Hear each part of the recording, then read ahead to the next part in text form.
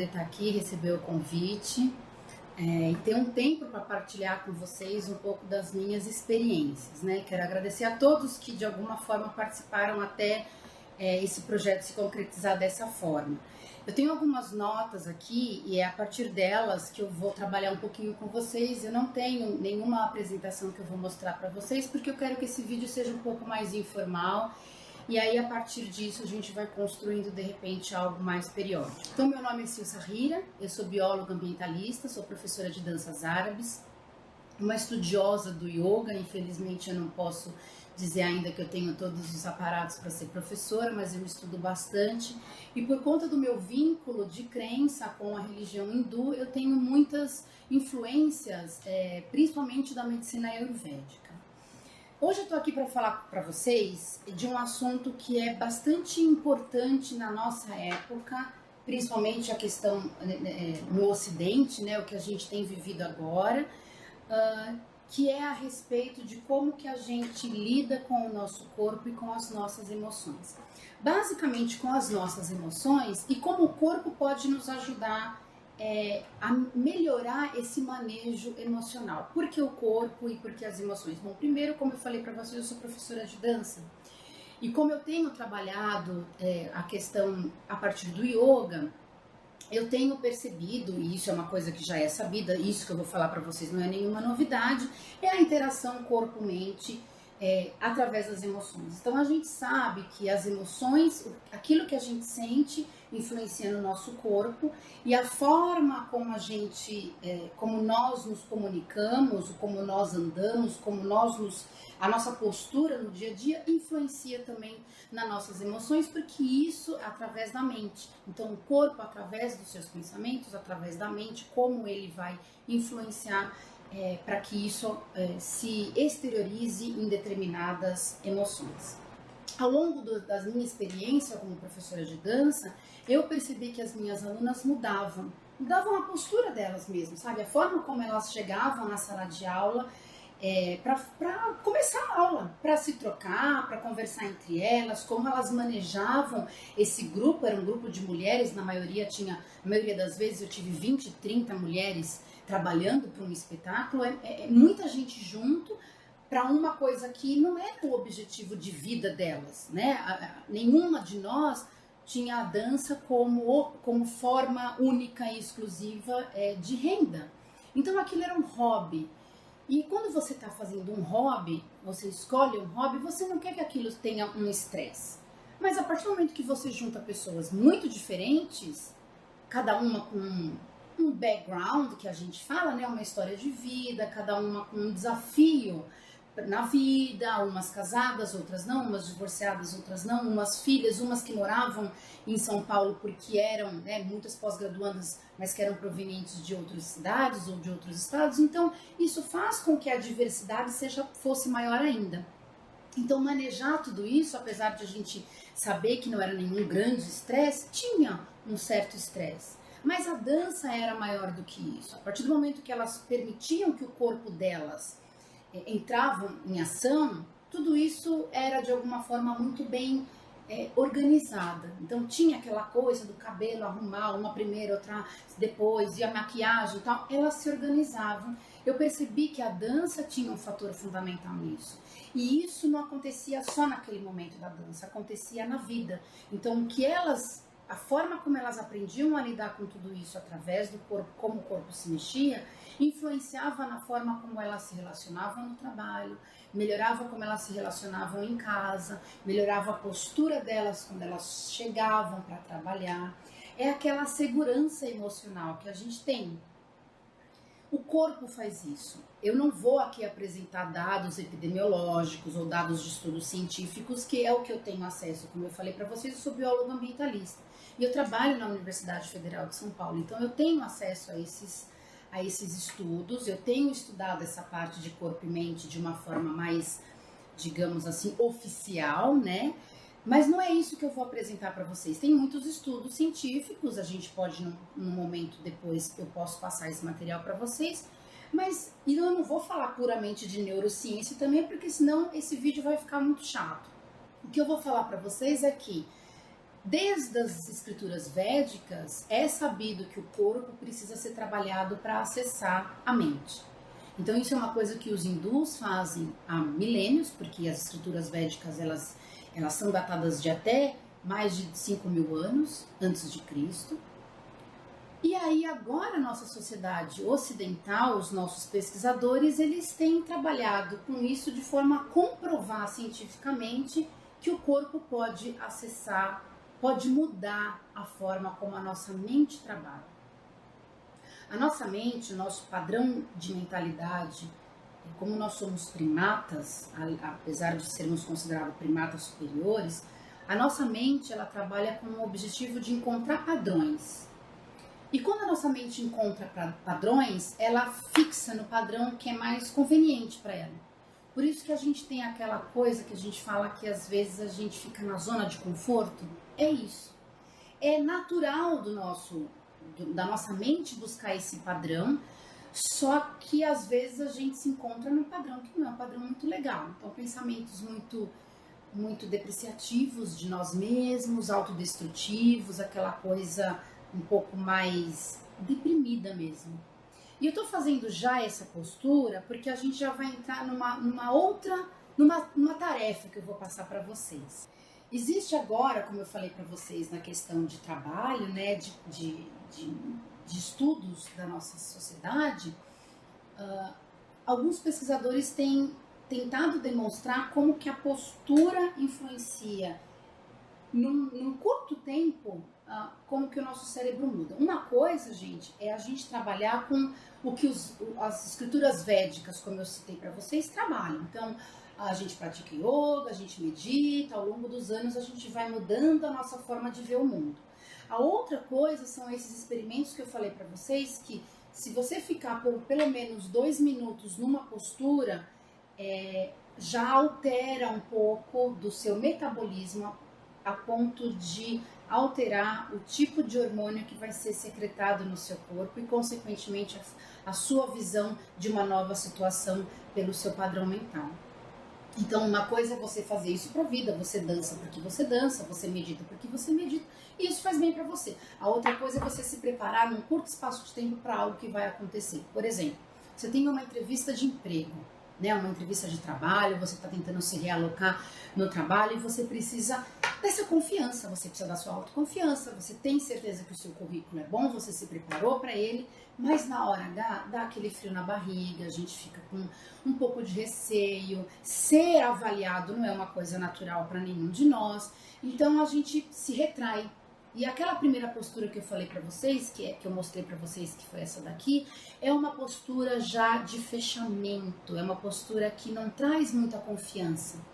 Então, eu vou citar algumas posturas aqui para vocês, eu vou fazer essas posturas para vocês testarem em casa. Faz isso por 2 minutos, né? Uma das posturas são posturas que sempre tem a ver com alongamento, tá? É sempre uma expansão corporal. Quer ver um exemplo, antes da gente entrar? Uma pessoa que venceu alguma prova olímpica, o que ela faz?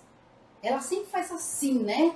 É para cima, é para fora. Isso é super natural do ser humano, tá? Então essas posturas que eu vou mostrar para vocês, que é de confiança, de melhoria da confiança, elas vão ter vocês vão perceber que eu vou estar sempre expandindo alguma parte do meu corpo. Então, uma primeira postura que a gente já pode ter é essa daqui, que é de levar os ombros para trás e quando se posicionar numa sala que você vai falar para alguém, você falar de peito aberto, né? Você pode até apoiar as mãos aqui, mas tem esse alongamento aqui. Uma outra pose que é feita, e você fica por 2 minutos aqui, o queixo relativamente elevado. Uma outra postura é de você apoiar as mãos aqui e também olhar como se você estivesse para frente, né, encarando mesmo aquela situação de uma forma positiva. Tem uma outra que é muito engraçada, essa eu vou fazer para vocês porque a gente já vai ficar no cognitivo de vocês, que é a da Mulher Maravilha. Eu vou levantar, não vai aparecer tudo, mas vocês vão entender, que é essa pose aqui, ó. Tá? As pernas relativamente abertas, não é fechado aqui não, é um pouquinho mais aberto. E essa mão aqui na cintura. Pode pegar a Mulher Maravilha, é exatamente a pose dela, por isso que eles chamam da pose da Mulher Maravilha. Como esses estudos eles surgiram nos Estados Unidos, então veio da língua inglesa, o que eles trabalham é o que a gente chama de Power Pose, tá? Então são estudos relacionados, se vocês clicarem no Google, no YouTube, vocês vão ver muita coisa a respeito disso. Mas até aí vocês clicam no Google, vão ver, é mais legal do que eu falando. Mas por que eu tô passando isso para vocês? Porque eu quero mostrar para vocês que isso funciona mesmo, não porque eu estou vendendo algo para vocês, mas porque isso é neurociência.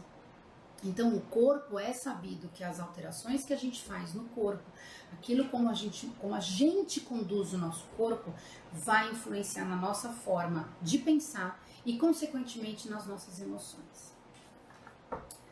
Isso ficando claro, eu também estou à disposição para a gente tirar algumas outras dúvidas. O oposto também acontece. Então, quando a gente está muito retraído, que a gente fica nessa postura, ou que a gente fica assim, se você ficar 2 minutos assim, você não vai enfrentar a situação da mesma forma se você ficasse assim. Lembrando que a diferença, isso daqui não é arrogância, isso daqui é uma forma de você mostrar para o seu corpo que você tem poder e que você tem confiança para enfrentar aquela situação. E ficar 2 minutos assim não tem problema nenhum e você vai encarar a situação de forma equânime. É aquilo que a gente diz nas escrituras védicas, de dar o valor real para a situação.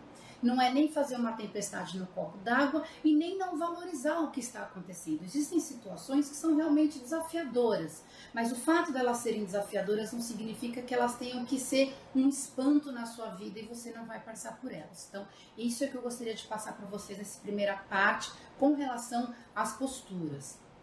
Pensem a respeito disso, procurem vídeos e coisas a respeito disso, que é importante. O aprendizado, ele não vem só de fora para dentro, ele vem de dentro para fora. Então, é uma sementinha que eu estou plantando para vocês irem buscarem outras informações. Eu também estou disponível para a gente conversar mais a respeito, para que isso melhore a sua forma de lidar com as situações. Seja uma situação de trabalho, de relacionamento dentro do trabalho, de relacionamento pessoal, familiar. Porque, como eu falei, a gente vive numa sociedade ocidental onde a gente tem muita pressão, nós somos cobrados e cobradas o tempo todo. Isso é bastante estressante, a forma como a gente reage a essas situações é que vão dizer se aquilo vai ser melhor encarado ou não, né? Quando você reage numa situação do mesmo tamanho, dando o mesmo valor que ela tem, você não tem o que a gente chama de overreaction e nem você deixa de se manifestar. Então você está lidando com a situação de forma equânime, né? Uma outra coisa que eu gostaria só para passar para vocês assim bem rapidinho, quando a gente fala de equanimidade, que a gente fala no mesmo nível, se vocês observarem quando vocês forem falar com alguém que a gente busca o caminho do meio, né, o equilíbrio, a gente sempre fala a gente mostra nessa parte aqui, né, acima, quando eu tô até aqui de coisa pra fazer, é sempre acima da cabeça. E quando você quer depreciar alguma coisa, você aponta lá pro chão. Então, aqui no meio, nessa região, é o que vai equivaler para a situação de equanimidade. Por quê? Porque vem do coração. Tô fazendo sempre para vocês uma relação com o que eu estudo das escrituras védicas. Por que do coração? Porque aí a gente vai entrar na segunda parte da minha fala, que é a respeito da compaixão. Compaixão, hoje em dia, de uma forma positiva, mas também de uma forma negativa, virou moda, né? Todo mundo medita com base na compaixão, todo mundo faz meditação. Tem um ponto muito positivo disso, eu vejo um ponto positivo, que é uma forma de espalhar, né, para as pessoas o conhecimento. Olha, gente, meditação existe. Olha, você pode meditar na compaixão. Olha, você pode meditar só na respiração. Olha, você pode meditar na autocompaixão. Você pode meditar na imparcialidade. Eu acho que é interessante, sim. O que a gente tem que ter cuidado é a forma como isso é ensinado. Porque não dá pra gente... Eu até escrevi um texto sobre isso, eu vou pedir para as meninas do Meta compartilharem com vocês. Eu escrevi isso no blog da Folha, porque a gente não aprende uma coisa em semanas, em dias, em meses. A gente aprende ao longo da vida. Então, assim, como eu falei pra vocês, eu não posso dizer que eu sou professora de yoga porque não deu tempo. Eu pratico yoga desde 2004 e eu acho que é muito pouco tempo, porque eu vejo as escrituras védicas que são coisas antiguíssimas e além do que é uma cultura diferente, né? Então dar um pouco mais, a gente precisa de um pouco mais de tempo para poder sedimentar esses ensinamentos. Então, cuidado com aquelas terapias rápidas, né? Ah, em tantas semanas você faz isso, você faz aquilo. Não, você tem que ter um tempo para viver aquilo, né? E você tem que experienciar isso. Felicidade é o que a gente experiencia. Isso é um dos ditados que tem, principalmente no Oriente. Por quê? Porque às vezes você precisa de um determinado tipo de acolhimento e eu preciso de outro. Porque depende, como eu falei, da minha história de vida e depende do que eu estou passando no momento. Então não tem uma regra, olha, você vai fazer isso na primeira semana, isso na segunda. Não necessariamente isso vai funcionar, isso é protocolo científico. Mas para acolher o ser humano eu tenho que ver o que ele precisa. E isso me leva tempo, isso demora, eu preciso conhecer a pessoa com quem eu estou trabalhando. E autoconhecimento é muito importante. Então, se eu puder plantar uma semente para vocês, isso é você olhar para dentro e ver onde você realmente precisa de melhorias. A gente sabe, no fundo a gente sabe o que a gente fez de errado, o que a gente poderia melhorar, como que a gente pode mudar, é que é o grande lance, né? É o pulo do gato.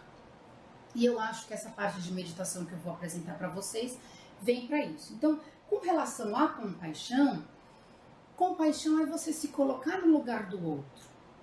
Se colocar no lugar do outro não é sofrer como o outro está sofrendo. Se colocar no lugar do outro é perceber que o ponto que dói para ele não necessariamente dói para você, mas você tem que respeitar, porque ele tem esse direito, né?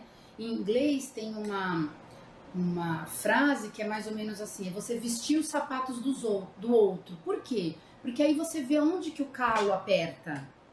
O que aperta para ele não necessariamente aperta para você, mas não significa que o sofrimento dele ou aquele incômodo não seja válido, não seja verdadeiro. E a gente tem que respeitar. Assim como fazer valer aquilo que nos incomoda, onde aperta o nosso calo. Isso é compaixão. É você se colocar no lugar do outro e perceber que ele tem o direito de ter aquele sofrimento, de ter aquele período de desconforto. Não é ter dó, não é ter pena, é simplesmente perceber o sofrimento do outro. Quando eu me permito isso, eu também me permito observar o meu sofrimento. Existem algumas pessoas que dão muito valor ao sofrimento do outro e não percebem o seu próprio sofrimento. E isso faz com que elas fiquem cada vez mais retraídas. O fato de nós termos dificuldades na vida, de sofrermos, não significa que a gente vai se vitimizar, vai se fazer de coitada. Não é isso. Mas é perceber, isso está me incomodando neste nível. Isso aqui já está me incomodando num nível mais, ou num nível menor, maior ou menor. Como lidar com isso? Mas antes de tudo, perceber, eu tenho esses dois incômodos aqui, como que eu vou lidar com eles na minha vida, né? Uma das coisas que ajuda para algumas pessoas, para outras não, é escrever. Momento presente, o aqui e agora, o que eu estou passando, o que me incomoda, é o trabalho? Você escreve no papel, trabalho. Quais são os prós e os contras de você estar neste trabalho? Se você não tivesse o trabalho, quais seriam os prós e os contras? Isso te dá uma visão. Em alguns momentos, quando a gente escreve, a gente se emociona. E é bom a gente fazer isso, porque a gente percebe também o quanto que a gente se dedica e que às vezes a gente acha que fica se culpando porque não se dedicou, mas sim, nós nos dedicamos. Então, às vezes, escrever é bom por isso. E é bom também para ver onde está a nossa falha, onde a gente pode melhorar e onde a gente não quer mexer. Nós temos esse direito de escolha, de não mexer em absolutamente nada, mas estar consciente disso para poder arcar com as consequências de uma forma mais verdadeira, mais consciente, mais madura. Então, resumindo, qual que é o meu objetivo de passar para vocês hoje, conversando com vocês? Eu acho que esse vai ser um vídeo que a gente pode se estender para um outro lado, depende de vocês darem esse retorno para o pessoal e eu posso pensar num tema para a gente esmiuçar um pouco mais. Mas o meu objetivo era falar para vocês que o corpo, ele pode mudar os padrões mentais, e a prova disso foram as power poses que eu mostrei para vocês. E o outro ponto é de nos colocarmos no lugar do outro devido à compaixão. A gente pode falar de autocompaixão em outro momento. Para finalizar mesmo, gostaria de plantar uma outra sementinha agora, segunda sementinha. Já que eu falei de atividade física, já que eu falei de pose, já que eu falei de postura, escolha uma atividade física para você fazer. Aquela que combina com você.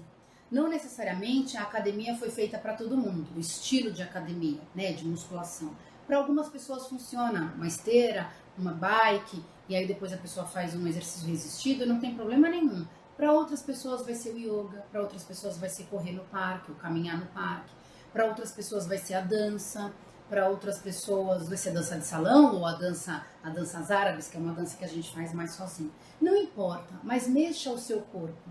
Com certeza, eu tenho certeza absoluta que isso vai mudar a forma como você se vê, não só na questão corporal, mas como você se percebe como mulher e, consequentemente, a forma como você vai lidar com as situações também vai mudar. Fora que vai ser ótimo para a saúde. Então, fica aí a dica, um certo estímulo de uma professora de dança para que vocês tenham esse cuidadinho de ter uma atividade física que seja prazerosa.